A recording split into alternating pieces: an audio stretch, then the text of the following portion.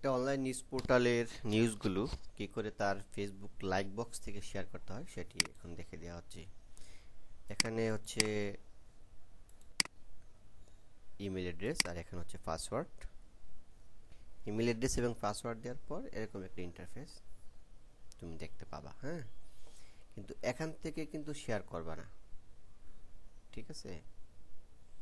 এখান থেকে শেয়ার করলে যারা লাইক করেছিল তারা কিন্তু দেখতে পাবে না। শেয়ার করতে হবে, ঠিক এখানে ক্লিক করবা। করার পর হ্যালো ব্রাউনবেরি নামে একটা লেখা আছে, এটা হচ্ছে লাইক পেজ। লাইক পেজ কি করে বুঝবা যে এটাতে like page? Like page like page বুঝবা, এখানে লেখা আছে যে এতজন লাইক করছে, ঠিক আছে? এই নিউজটা যখন আমরা নিউজগুলো যখন দেব, তখন সাপোজ এই নিউজটা দেখো 1551 জন মানুষ দেখছে, বোঝাই যাবে, ঠিক আছে? এটা একটু আগে আমি শেয়ার করেছি, এখনো কেউ দেখেনি। দেখলে না এখানে উঠবে কয়জন দেখেছে। তো এখন শেয়ার করবা কি করে? সাপোজ আশুগঞ্জে এখন নর্মালি ওই স্বাভাবিকভাবে আমরা যেভাবে শেয়ার করি, হ্যাঁ, এখন জাস্ট শেয়ার করে দিবা, আর কিছু না।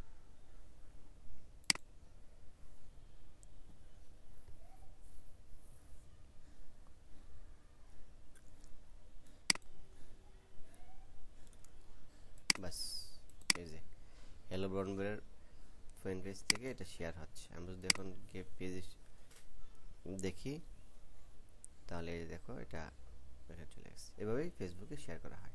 ধন্যবাদ টিউটোরিয়ালটি দেখার জন্য।